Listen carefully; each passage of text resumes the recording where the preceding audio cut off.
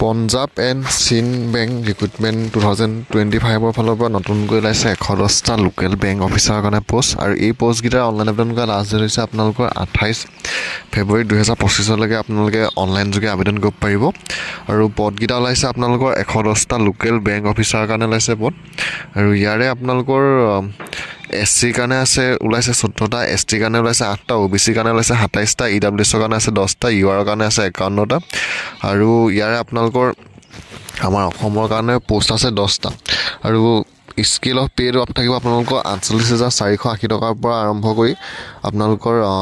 85,920 টকালৈকে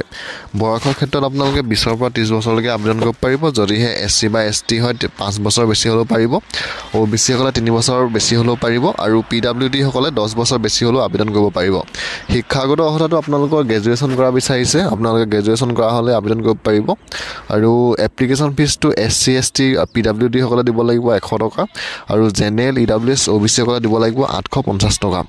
আৰু ইয়াৰ বৰ্তমান অনলাইন আবেদন 7 ফেব্ৰুৱাৰীৰ পৰা আৰম্ভ হৈ গৈছে আৰু লাষ্ট ডেট হৈছে 28 ফেব্ৰুৱাৰী 2025 যদি আপোনালোকে